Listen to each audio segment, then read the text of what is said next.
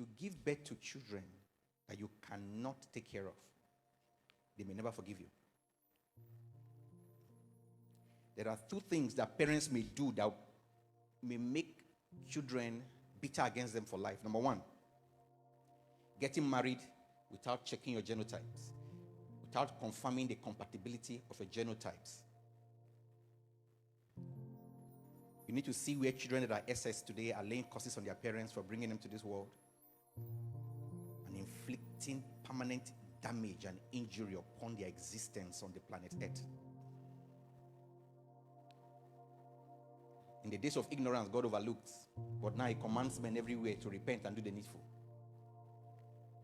There is no justification under the earth for any young man and any woman to be in a romantic relationship without having confirmed their genotypes. And worse still, there is no moral justification for any two persons, male and female, to get married without confirming their genotypes. Secondly, children hold bitterness against their parents when you brought them into this world and you were not prepared for their upbringing.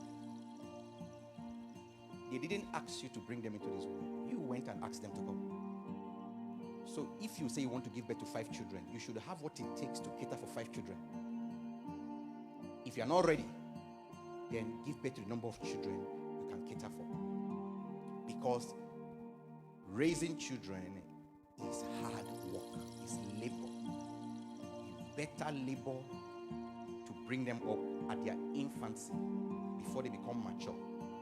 The labor you escape while they were growing up, you will not escape in your old age when they start troubling you. It is better to labor now while they are young. The first 10 years of every child are formative years. That's the period when a man and a woman can impute into them values they can live with for life. If you get too busy for your children within those first 10 years and allow just the schools they attend, their teachers, to give them the values with which they're going to run the rest of their lives with, you will regret it. Every man, every woman who is getting married, you must factor into your schedule that few years into your marriage, when children start arriving, you will have to make time for them. Children may never be able to forgive parents who raised them up in absentee conditions. If you're not planning to be a father who will be available for your children, it's better not to get married. If you're not planning to be a mother who will be available for your children, it's better not to get married.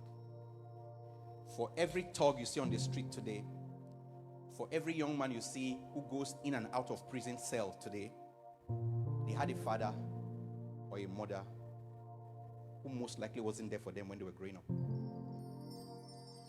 The increasing rates of absentee fathers and absentee mothers is becoming alarming.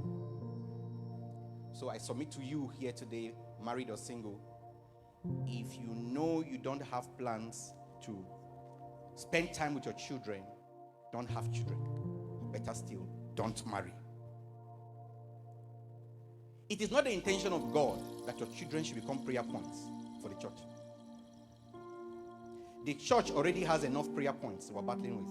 We're battling with the scourge of insurgency, threat and persecution against the church in Nigeria and the globe. We have missions, work to do.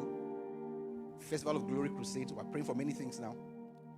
Let your children not come and give us additional prayer points.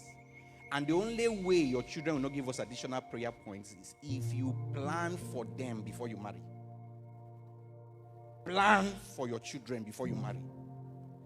That is why when I have opportunity of doing premarital counseling for people who are planning to get married, I used to give them one of my teachings to listen to that says 5 questions to ask before you marry.